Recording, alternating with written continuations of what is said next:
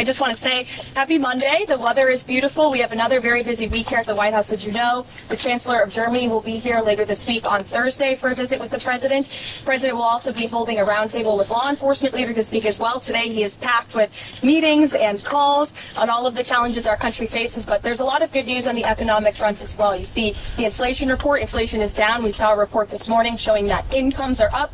Consumer confidence in May jumped to the highest it has had in a month jump in 4 years. So there's a lot of good news. There's a lot of work to do, and the President's hard at it. So why don't I take a few questions? Caroline, what can you say to the Jewish community today to ensure that the White House is doing everything they can to keep them safe after the horrific attack in Boulder, and also the 2 Israeli embassy staff who were targeted just last week here in our nation's capital? Yeah, we have seen 2 horrific cases of anti-Semitic violence in our country in the last 2 weeks, and it is unacceptable to this President and this White House. And rest assured, to all Jewish Americans across our great country, this President has your back, and he's not going to allow anyone to take part in violent terrorism, acts of terrorism in our country. And that's what this case in Boulder, Colorado is being investigated as. Kudos to our FBI director, Kash Patel, for immediately calling this a targeted terrorist attack. That's clearly what it was. But I'd also like to point out that this administration has done more than any administration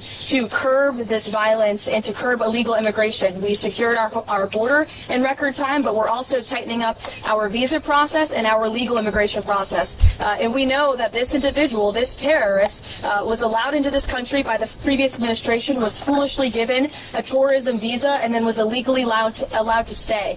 These individuals are going to be deported, and we're not going to tolerate such violence in our country. Caroline, last week you told me that Donald Trump was waiting until the talks between Russia and Ukraine today in order to make a judgment on whether or not Vladimir Putin wanted peace. Those talks have happened. Where does he stand, and is he willing to impose additional sanctions? I'll let the President speak on that himself. Today, the Russian and Ukrainian delegations met in Istanbul, but the Turkish president is suggesting that it's high time that leaders, President Erdogan, President Trump, President Putin, and President Zelensky meet in Istanbul.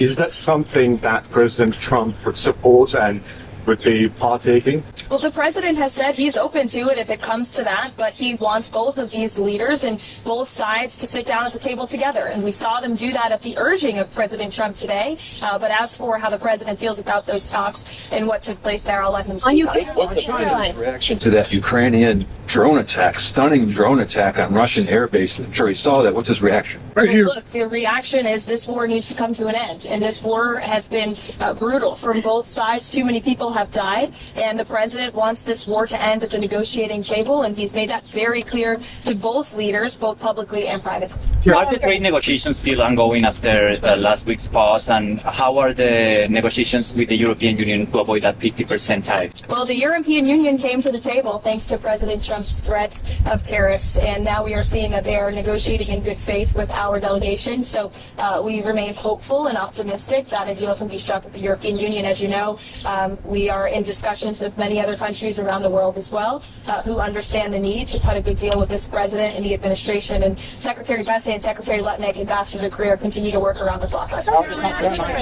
These attacks are concerned. We saw the firebombing of the Pennsylvania governor's mansion, as well as what happened over at the museum here in Washington, and now this most recent attack. Is there concern in the administration that there could possibly be some sleeper cells here in the United States? What type of pattern is the administration looking at as far as terrorist cells?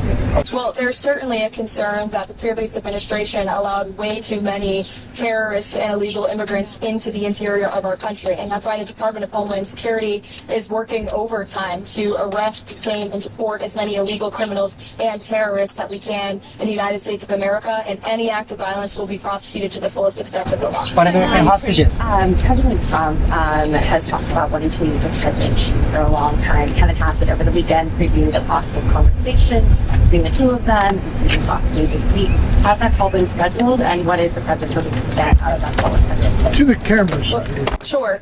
She asked about the potential call with President Xi. I can confirm that the 2 leaders will likely talk this week. And as always, when there are foreign leader calls, we will provide a readout of those calls. Caroline, Thank you, Caroline.